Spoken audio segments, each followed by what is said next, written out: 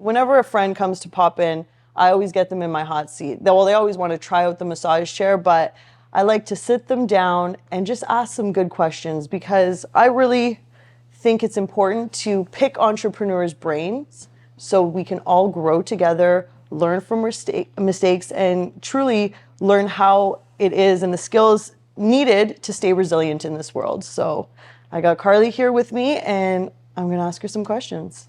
How business unwinds. Yep. First of all, how are you enjoying this? I'm in heaven. Okay.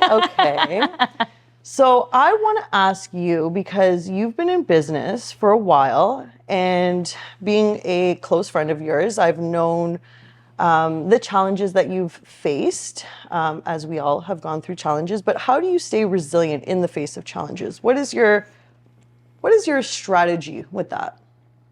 I think the biggest thing for me is I always revisit my why. When things get really hard, it's easy to pack in the towel and quit. But if you have a really strong why as to why you want to be an entrepreneur, why you want to have your own business, such as financial freedom or freedom of time or freedom of movement, or whether that's, you want to walk your kids to school every day and pick them up, like whatever that why is, when things start to get really hard, if you can revisit that and just feel into your why, I think it's much easier to continue than if you're doing something just, for the fame or whatever. The ego part of it. I think that's where people fail when they're doing it for their own ego, and not for, a more genuine, grounded purpose. I agree with that. Okay. So this is one of my favorite things to ask entrepreneurs is, what are you most proud of recently in your business? Oh, my answer is probably going to be very different. So I'm most proud of relaxing into my business. So forever, as you know me, I've been grind, hustle. And since learning about my human design and learning about different modalities, about being more in alignment with my business, I've been able to not hustle and grind as much, but more aligned action, if that makes sense. Yeah. So I'm not feeling as pressured to show up 15 million times a day on social media, or send out all those emails or whatever. I'm doing more relaxed activities through my business. Yeah. Like putting yourself first. Right? Yeah, putting myself first, but also not equating my doingness with my worth. Huge. Right? Because for me, I've always thought that the more I do, the more worthy I am. Yeah. And learning this last year that that's not true. Yeah. I can relax into not worrying about so much doingness. And more being. I love that. So just on that note, like, what are your key self-care actions that you like to take? So massage, for sure. Some, like a really warm bath with a Netflix show. Yeah. Personal development. There's a whole plethora of them, right? Just like every day spending time, reflecting, choosing whatever crystals are resonating with me, my manifestation practices. Yeah. That's lovely. I need one of these chairs though, so that I can throw that into my self-care. Yeah. This is just getting to the next level. This is like, I could just... Or it also too is like an entry level, because this very well is for someone that doesn't do any self-care. Right. And now this is their self-care. Full self-care. Dome. Like I live here now. You can just send my mail. Yeah, all my meals will be here. right to this chair. Seriously, my meal. Yeah, exactly. Okay, I love that.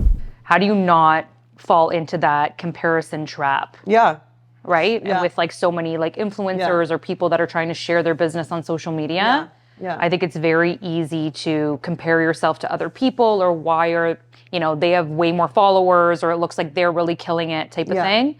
And being in the social media space for 5 years, that'll literally kill your business. Yeah. You have to like focus on yourself, focus on what you're doing. And again, find your why, right? Because everybody will have ebbs and flows in their business, whether it's a physical business or an online business or a social media business. And sometimes it'll feel like you're killing it and sometimes you won't, right? It won't feel like you're killing it. But always remember that Instagram, especially, and social media is just a highlight reel, right? And we don't know what is actually happening with other people's lives, and just focus on yourself. And if you stay aligned and you stay focused, you'll always come out winning. Yeah. Beautiful. I love that. So yeah, since, you've been in the social media world for 5 years, you said, like, do you have any advice for anyone that's just starting out and that want to, build a business online or build a following or whatever their goals are?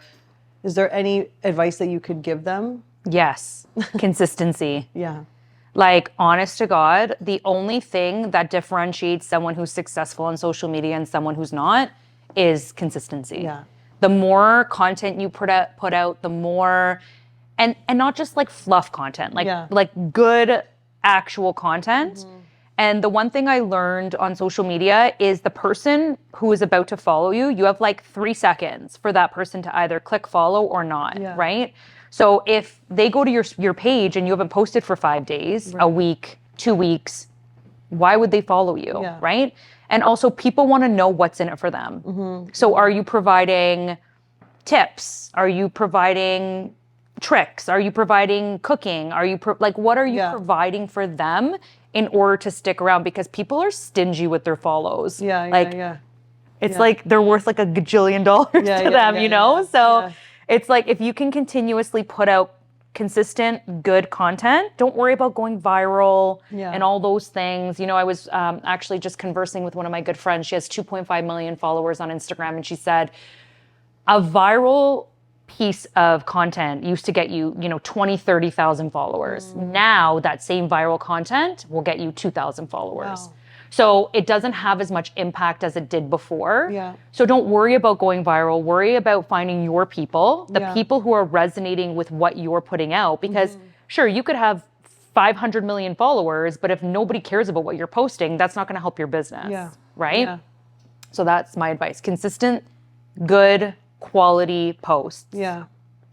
And like, being online, I feel like a lot of people, like they miss the mark on just like, they want the followers, they want the presence, but how do you like turn that into a business? Like, I know there's a lot of different ways and a lot of different streams, but is there any like key tips that you have of like how to actually generate money from being online? Yeah, you have to build trust with your followers, number one. So that again goes back to consistency. Because if I show up once a week, nobody trusts me. I'm a complete stranger, right? And then being proof of your product. So if I, for example, sell workouts, but I never work out, nobody's buying workouts from me, right? And then always being available for questions or, going live on your Instagram or at least showing up on your stories where people know that you're a real person, right? Because especially if you're trying to sell something online, it's very difficult for a stranger to feel comfortable enough with you to spend their hard-earned money with you, right? Like, especially if it's not a brick and mortar store, like they have to trust that I'm not going anywhere. They have to trust that what I'm saying is real, right? So for me, it's really been that building of trust over the past 5 years with these people that have followed me, where it's like, you know what, if Carly says it, I'm in.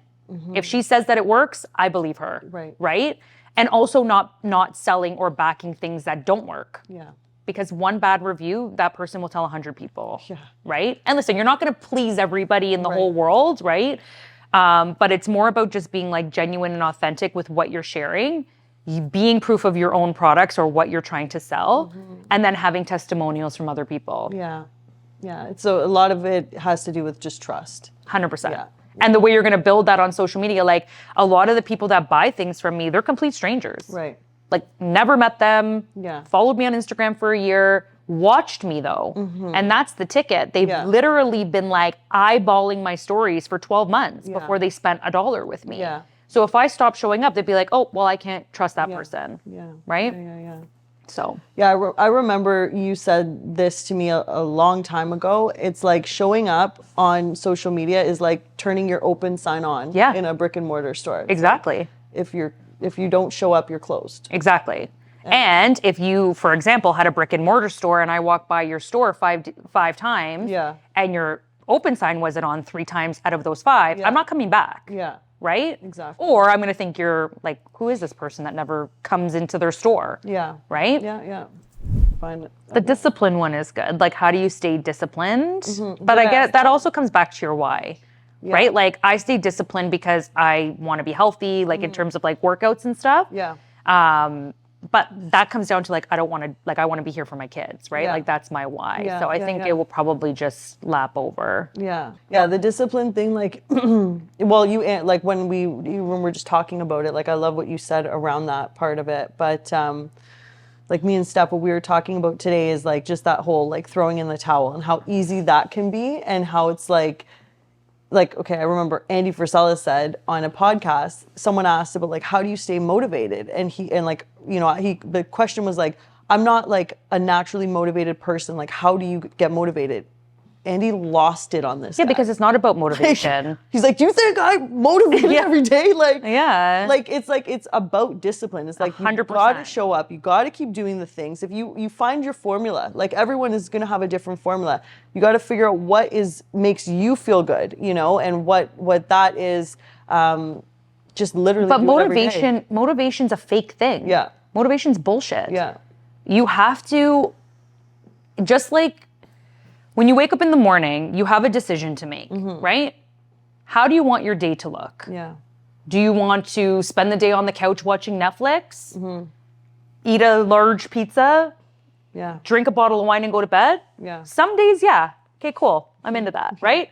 But what kind of life do you want to live? Yeah. Do you want to be here to walk your kids down the aisle? Do you want to be a successful business person? Do you want to look a certain way? Because, I mean, I work out because I want to be healthy, but I also like to look a certain way, right? Yeah, and I would be lying if I didn't say that, right? Of course. So it's like, what do you want and what are you willing to do to get what you want, right? Because especially in this day and age, I feel like it's a microwave society, right? Yeah. So everybody wants Ozempic and diet pills and this and that and whatever, but what does that teach you? Yeah. It doesn't teach you anything. Your personality, your integrity, your morals, your values are all formed in the times where things are not easy, where things are tough, where you have to show up even though you didn't want to show up, where you had to do the thing even though you didn't want to do the thing, right? And that's what really makes you a whole person, not the easy way out. Yeah. Oh, I need to lose 50 pounds. Okay, Ozempic. Yeah. Right? No, get up, Yeah. work out, fuel your body, Yeah. drink your water, and that'll teach you a lesson. Ozempic won't. Yeah. Right? And that's like business too. It's like, do you think I want to show up every single day on social media, even when I'm tired, even when my husband's pissed me off, when my kids have been yelling for 4 hours in the morning? Yeah. Like sometimes no, but again, that comes down to discipline. Yeah. It's my business. Yeah. Is my open sign on? Yeah. Yeah. Right? Yeah. And actually Andy said, or was it Andy or Bedros the other day, he said, just to tie in fitness and business, he was like, have you ever seen a super overweight, wildly successful person? Yeah. The answer is usually no. Yeah. And the reason is because they've learned the discipline through taking care of their own bodies. If you can't even take care of your own body, how are you going to take care of a multi-billion-dollar conglomerate? Yeah. Right? Like, you have to have the discipline to get up every day, do the things that you don't want to do, just like in business. Yeah. And that really stuck with me because then I started thinking about it, like Ed Milet and all these guys who have tons of money and all these private jets and Andy and all these guys. And I'm like, yeah, they're all super fit. Yeah. Because you have to get your mind right. Yeah, it's your vessel. Like, Exactly. that's what's going to get you there. So you gotta respect it. Exactly. Yeah, for sure. What gets me, like, when people get roadblocks and they're like, see, it's a sign, gotta change gears, it's like that. Honestly, I've seen so many entrepreneurs start and end it, like, just when they get to the first roadblock. It's like, if they knew how many roadblocks after that one is going to come up, right. That's what they really need to, But the thing is that, like, every time you start over, you start from scratch, right?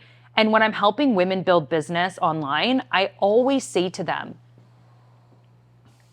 every time you stop and you take your foot completely off the gas, do you know how much gas it takes for you to restart that car? I said, just keep your foot on the gas. Tap, tap, tap, tap, tap.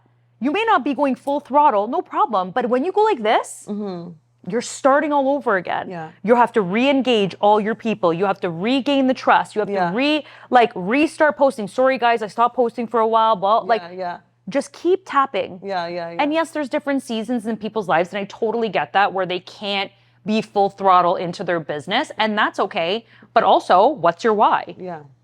Right? Because we all have reasons not to show up. I have a reason every day I could give you that I don't want to work out, I don't want to work, I don't want to show up.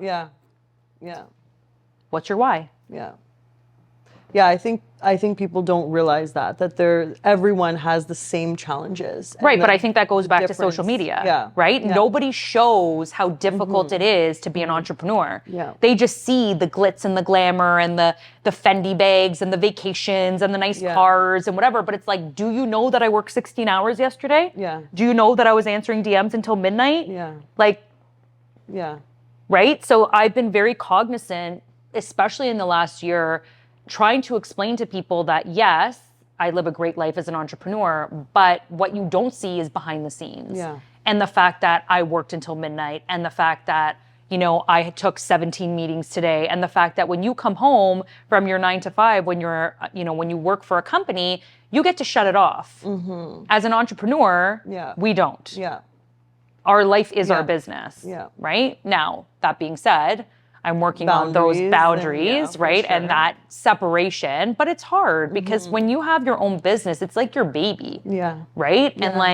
And you care. And I care. And me and you have a very similar personality where it's like, when somebody wants something, we're there for them. It's part of the grind. It's part of the hustle. It's part of the entrepreneurship. It's like, so I love that. It's an interesting dichotomy of trying to balance being successful and also not burning yourself out. Beautiful. Thank you so much. You're welcome. Thanks for having me. That was perfect timing. I know, it works so perfect for timing. It's like, and we're done. The massage chair says we're done.